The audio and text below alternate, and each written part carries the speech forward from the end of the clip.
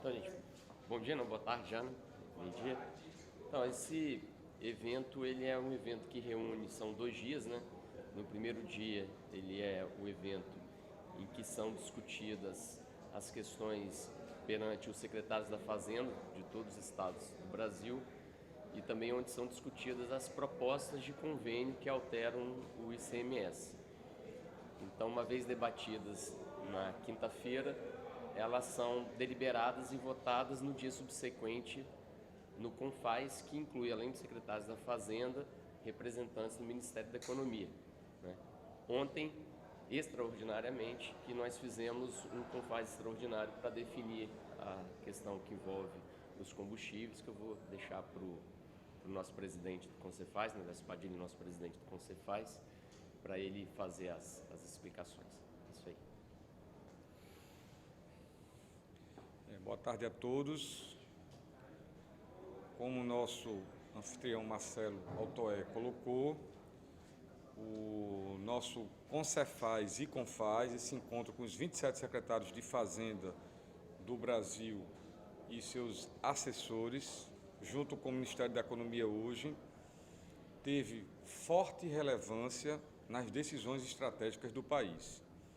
A Lei Complementar 192, que disciplina a nova sistemática de combustíveis, teve uma decisão que produziu efeito hoje, concreto, e ontem à noite os secretários de Fazenda, aqui em Vitória, eles tiveram que tomar uma decisão, a qual está publicada hoje no Diário Oficial, que era a implementação da média móvel dos últimos 60 meses para todos os combustíveis.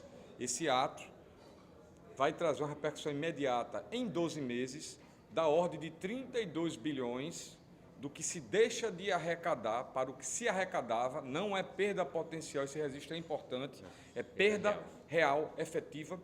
O que o Estado do Espírito Santo, que o Estado de São Paulo, que o Estado de Pernambuco, que o Estado da Bahia cobravam foi reduzido, o que se praticava em virtude de determinação judicial.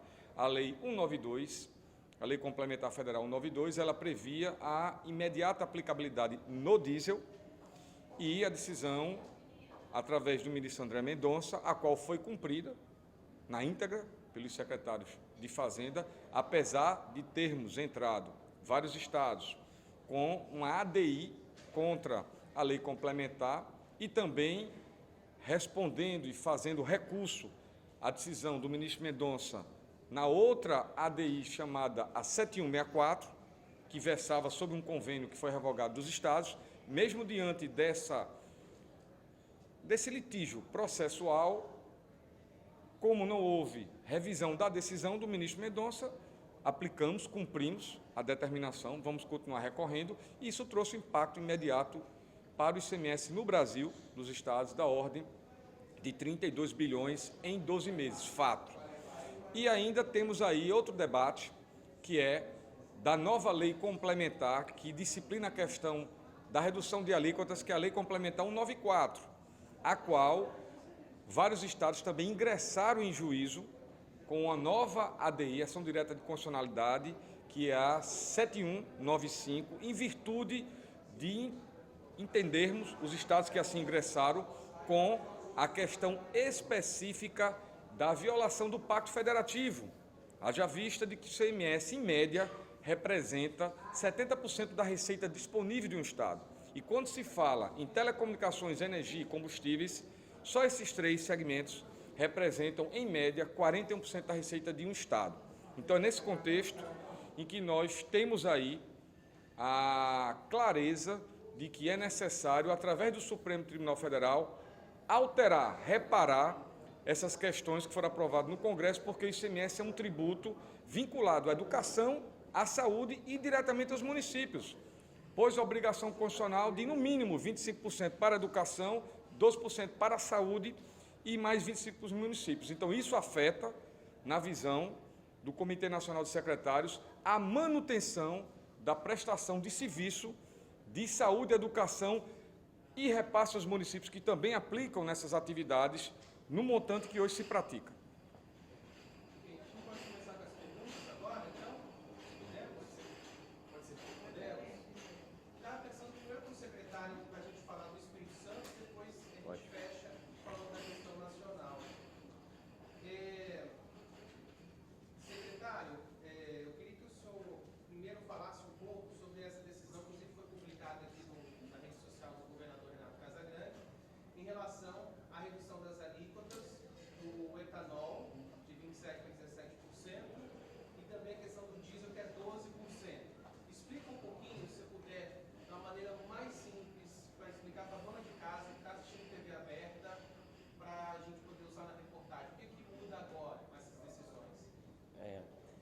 Nós publicamos um decreto na última terça-feira, em que, em cumprimento à Lei Complementar 194, nós fizemos a redução das alíquotas, né, da gasolina de 27% para 17%, do etanol de 27% para 17%, para o serviço de telecomunicações de 25% para 17% e energia elétrica de 25% para 17%. Então, em cumprimento à norma, nós fizemos essas reduções de alíquota, né? Isso foi na terça-feira. O que nós definimos ontem, né, a autorização do governador, foi também, além de fazer a diminuição das alíquotas, essa decisão determinou também mudanças de base de cálculo, né? É o valor do qual vai incidir as alíquotas. E foi exatamente essa diminuição da redução da base de cálculo aliada à redução das alíquotas que a gente estabelece uma redução, esperamos que seja efetiva, no valor dos combustíveis nesse serviço, né? Lembrando que quando nós informamos a previsão, a estimativa, a expectativa de redução de, no caso do Espírito Santo, 81 centavos para a gasolina, 51 centavos para o etanol e 10 centavos para o diesel, né? Isso é uma expectativa, porque o ICMS, a gente tem insistido bastante nesse ponto, ele, na verdade, é um dos componentes que compõe o valor final dos combustíveis, né? E que ele também fica suscetível a um desaparecimento de todo esse benefício que os estados estão se sacrificando, caso haja qualquer tipo de aumento por parte da Petrobras ou mudança desses outros critérios que compõem o valor do preço dos combustíveis. Por que o diesel reduziu tão menos? Porque Porque em alguns postos, algo inédito, os caminhoneiros falaram pra gente, o diesel está mais caro do que a gasolina. Porque o diesel, ele já tem a menor alíquota possível, que é a alíquota de 12%. Né? No caso do Espírito Santo, 12%, que é a menor alíquota do Brasil. Então não há como reduzir mais em relação disso. Por isso que nós, o Concefaz, né, todos os estados de forma unânime, a gente tem defendido que a redução de tributos, dentre eles o ICMS, né, ele isoladamente ele não vai resolver o problema dos combustíveis, né? A gente tem insistido muito nisso. Quer dizer, a redução da tributação sobre os combustíveis só vai ter um resultado eficiente e perene se houver uma mudança das políticas tributárias que envolve o tema, né? Seja mediante concessão de benefício, né? Aqui a gente pensa muito em concessão de subsídio especificamente e exclusivamente para o diesel, mas como também nós defendemos um projeto que foi aprovado no Senado Federal e está na Câmara dos Deputados, que cria aquele fundo de estabilização, aquela conta de estabilização, que tem o objetivo exatamente isso, né? Se houver um aumento, já que se optou por não modificar, alterar a política de preço da Petrobras, né, que é essa política de paridade internacional, que haja essa conta de estabilização, que quando houver esse aumento, a União, né, mediante o estratosférico valor que ela recebe de dividendos da Petrobras, ela consiga cobrir esse aumento realizado pela Petrobras. Em relação ao diesel, especificamente apresentado ontem, houve um cálculo que foi fuzilado, você viu o diesel alguma correção, uma nova... Não, eu errei no cálculo, eu fiz o cálculo errado, o erro foi meu. Foi simplesmente Não, eu fiz o cálculo errado, né? Eu fui fazer no meio da reunião, aí quando eu parei para pensar, eu falei, não, eu fiz errado. Aí isso aí foi culpa exclusivamente minha. Agora, em relação a essa redução na base do cálculo do ICMS especificamente, então foi motivada por uma decisão judicial? É fruto dessa lei complementar e de uma decisão judicial do Supremo Tribunal Federal. A gente tinha até ontem para fazer o cumprimento dessa decisão e também a lei também estabelecia esse prazo de 1º de julho, por isso que ele foi publicado até no diário, numa edição extra do Diário Oficial. Qual o prazo de validade dessas medidas? Eu não sei se alguma decisão vem aí, é uma coisa definida, tem Se houver alguma mudança de decisões judiciais, né, a gente vai continuar cumprindo as decisões judiciais. Essa lei estabelece a possibilidade da gente mudar esse critério do que foi adotado agora, né, que foi pegar essa média móvel de 60 meses. É possível a gente fazer uma mudança da forma de cálculo do ICMS, que é estabelecer uma alíquota de REN, mas isso a gente vai conversar daqui para frente. Agora, uma outra questão. Anteriormente,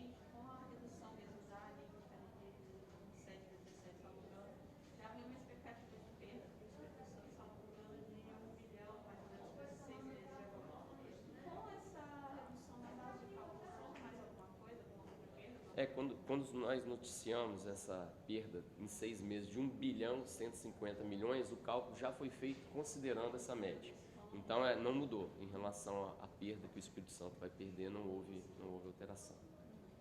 Secretário, em relação ao valor que vocês anunciaram, que a Grande repostou no Twitter, né? 81 centavos para a gasolina, 51 para o etanol, pro álcool. Considerando qual o valor médio na Grande Vitória, no Espírito Santo? A gente pega a média do Estado, a gente verifica isso pelas notas fiscais de venda, né? Então a gente pega uma média e faz esse cálculo. Volto a dizer, tá, gente? Isso é um cálculo de expectativa, né? Se houver, tem muitos fatores, tem margem de lucro, tem frete, tem outros tributos, né? Tem eventual mudança. A gente observa valores muito iguais sempre na Grande Vitória. Eu, por exemplo, hoje vi 6,94 em vários postos, e alguns disseram que era por causa da redução dos impostos federais que já tinham sido anunciados. E essa redução do ICMS eu vi depois. Agora eu vi posto cobrando 5,82.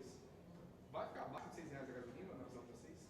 Eu não consigo afirmar essa informação, né? Seria leviano da minha parte afirmar qual o valor final, porque isso aí quem vai regular é o mercado, né? Não são as secretarias da Fazenda.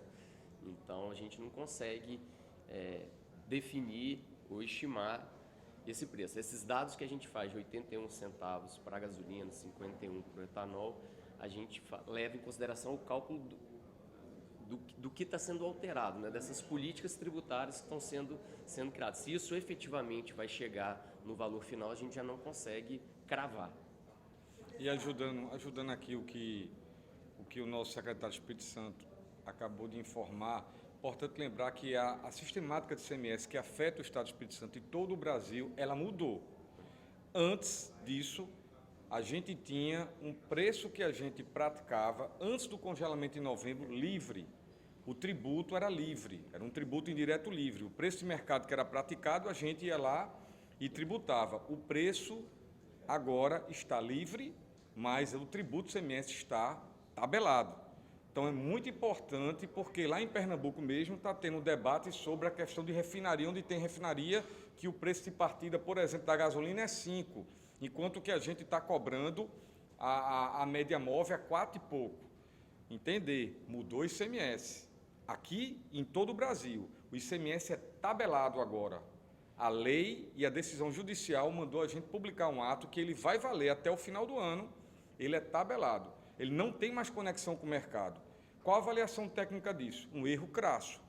Você deu uma solução estrutural para um problema de inflação conjuntural. Uma guerra que estabeleceu a cotação do barril de petróleo para $120 e uma inflação que ela caminha também pela pressão do dólar e que isso tem a ver com o processo eleitoral, a questão doméstica do Brasil e a questão externa, que é a nossa guerra, infelizmente, a guerra que está tendo no mundo aí, que é da Ucrânia, porque a Rússia tem uma capacidade de oferta de 12% do óleo bruto, que é o petróleo, e 25% do diesel mundial.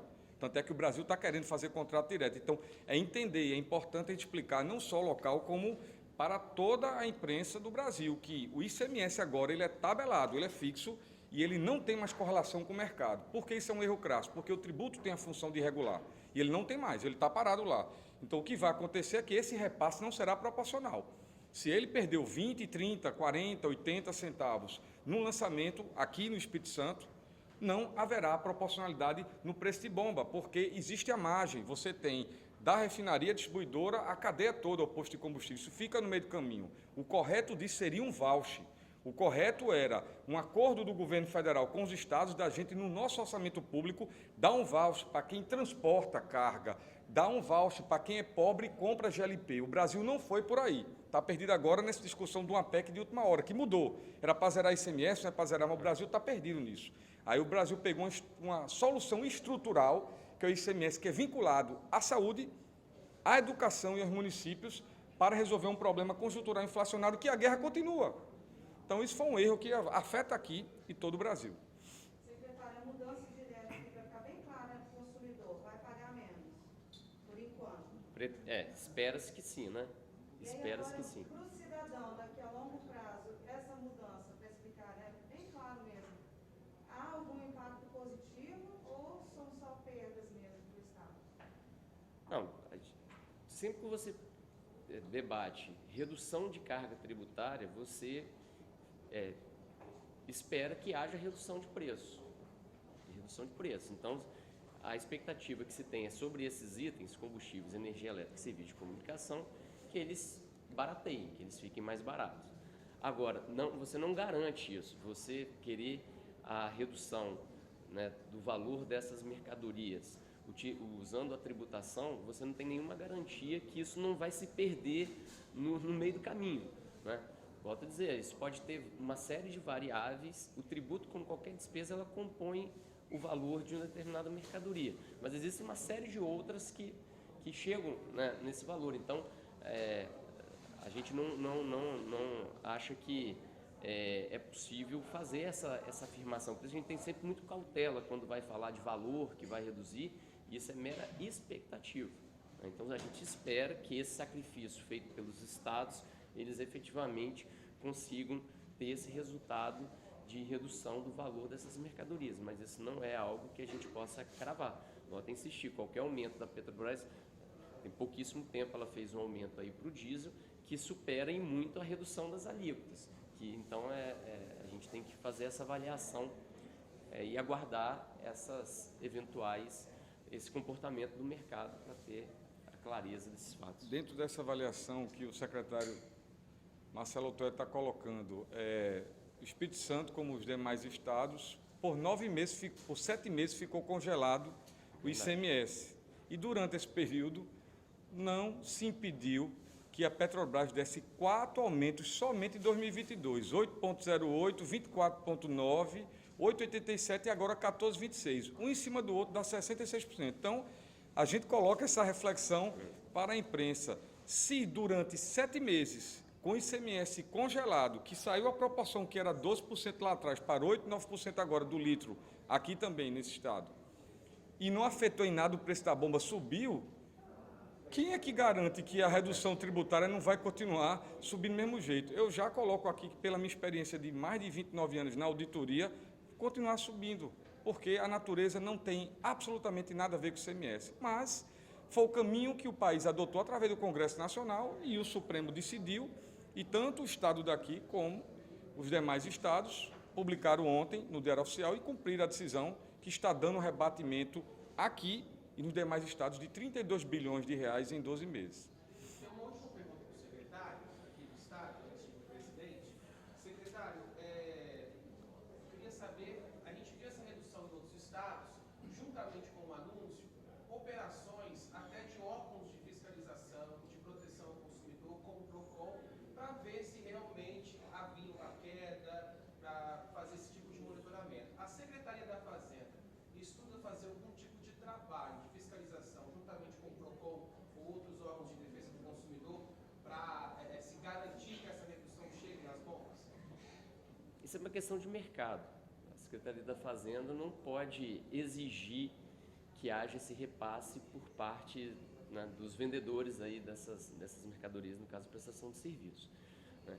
O que, às vezes, o PROCON ele é utilizado para ver se está tendo abuso de poder econômico, para ver se está tendo cartel, né? Então, essas questões que estão dentro da competência desses órgãos, né?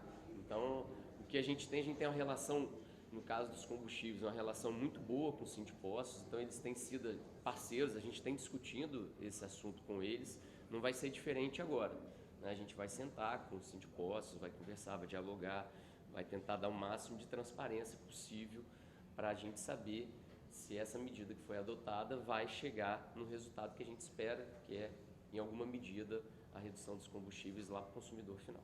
Há o que fazer, assim, uma forma para amenizar essa queda na arrecadação, que essa arrecadação vai ter educação, municípios, são áreas fundamentais.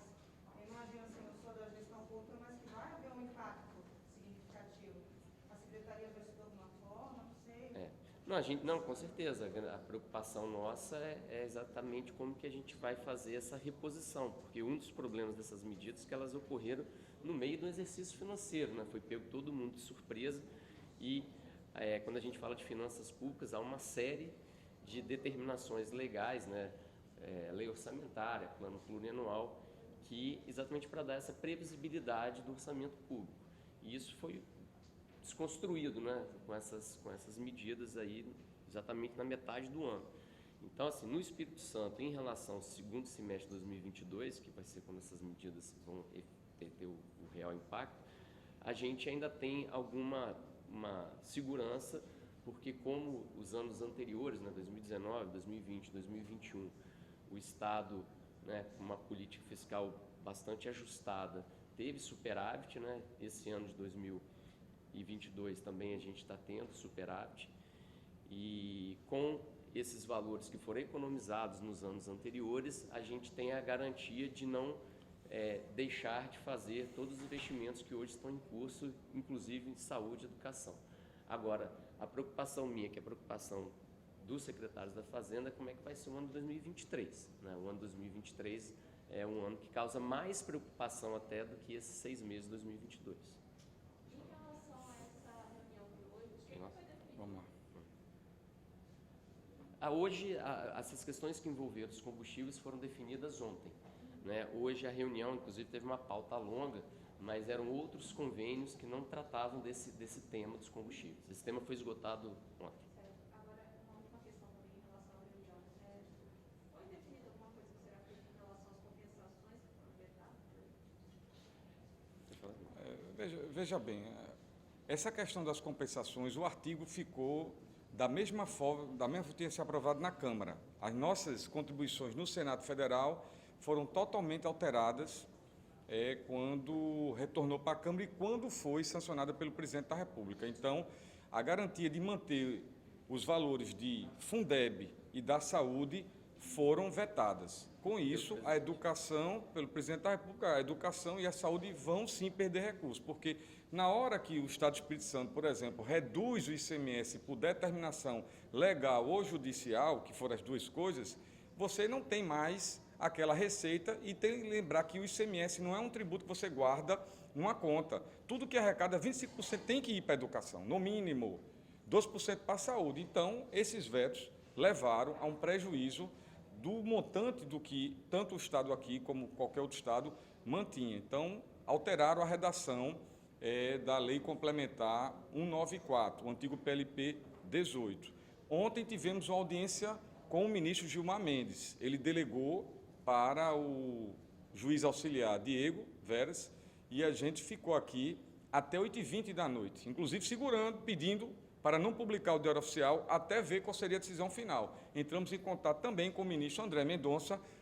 A audiência era com o gabinete do ministro Gilmar Mendes, mas também entramos em contato com o ministro André Mendonça para ver a possibilidade de dar um prazo e a gente não publicar à noite uma decisão que tem um impacto enorme no Serviço de Saúde e Educação do Estado. Mas não foi dado o prazo e publicamos e deu esse efeito que eu falei já, de 32 bilhões ano. Então, sim, com o gatilho do jeito que está, provavelmente ele não vai disparar.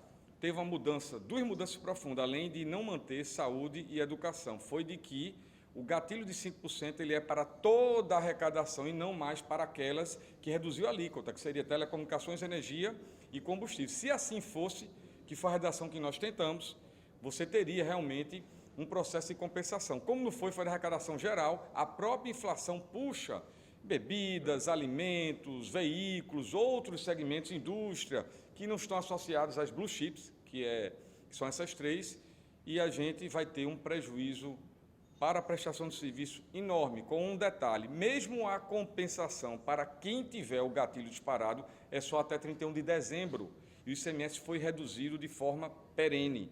O ICMS, como eu disse, representa em torno de 70% em média de toda a receita disponível, e como ele é vinculado a município, à saúde e à educação, essa prestação de serviço de 2023 está comprometida, como também em 24 e 25. Então, o que nós podemos fazer, e estamos fazendo, é discutir no Supremo Tribunal Federal essas 2 mudanças, tanto a mudança da lei complementar, que bota a média móvel para combustíveis, como também a questão referente à lei complementar que baixa a alíquota. O senhor falou no início que os estados recorreram, né? Alguns, Alguns Estados recorrer à decisão do ministro Mendonça, foram todos. Agora, ingressar com ação direta de constitucionalidade contra a Lei Complementar 192 e contra a Lei Complementar 194 por violação do Pacto Federativo O Congresso está disciplinando a alíquota, disciplinando o ICMS, que a atribuição constitucional é muito clara no artigo 155, que é nossa. Aí foram 12 estados que ingressaram contra os do Nordeste, mais, na segunda, contra a lei complementar que reduz a alíquota, os do Nordeste, mais o Rio Grande do Sul, o Rio Grande do Sul, Distrito Federal e Mato Grosso. E na outra, foram 11 estados, na primeira. Como que o senhor... A última pra gente. Tá, eu queria... O Conselho e os estados estão tentando reverter de alguma forma essa decisão, judicialmente. Como o senhor acredita que a população reagiria se a alíquota fosse revertida ao que era antes dessa redução? Bom, a população vai ver de imediato, e a gente tem dificuldade de explicar isso, de que o ICMS estava congelado e os preços aumentaram. Então, a população precisa ter clareza disso, que foi pelo caminho errado. O caminho era a gente dar um subsídio para a população e não dar margem para as empresas.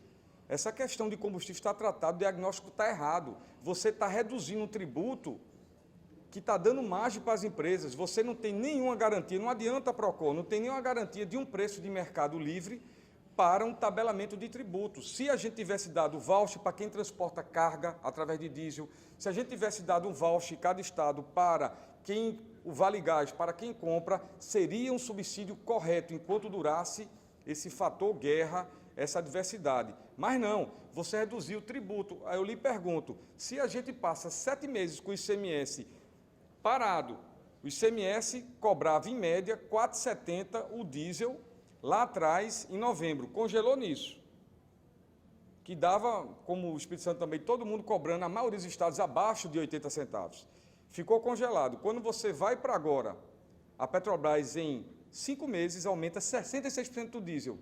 Aonde está o benefício para a população, a relação do ICMS? E mais, se você zerar o ICMS de Pernambuco, ou daqui, qual daqui, por litro de diesel, o ICMS que se cobra? 12%. Não, isso é ali que eu estou dizendo, o valor, Sim, o valor é per 54. capita. Pronto, 54 centavos é o que se cobra por 1 litro de diesel, que custa mais de R$ 7,00. Se você zerar, não cobre o último aumento de 14,26.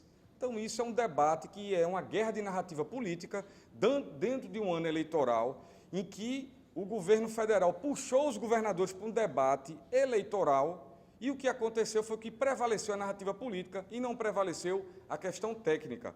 Para ajudar a população seria subsídio, ajudando quem compra o GLP e ajudando quem transporta carga, e não reduzir gasolina para todas as pessoas, o rico, o classe média, porque a gasolina, além de ser um combustível fóssil, ela não transporta carga. 81% das cargas transportadas pelo Brasil é por diesel e rodovia, não é cabotagem nem ferrovia. Isso o Brasil não olhou. E qual foi o Brasil aí? Foi o Congresso com o governo federal. Nós tentamos explicar. Se a gente tivesse dado um subsídio para o caminhoneiro, se a gente tivesse dado um subsídio para quem compra botijão de gás, sim, teria eficácia, como vários países fizeram. Mas na hora que você fica reduzindo o tributo para a empresa, está aumentando só a margem e, tecnicamente, não prevaleceu. Prevaleceu a narrativa política em ano eleitoral. Obrigado.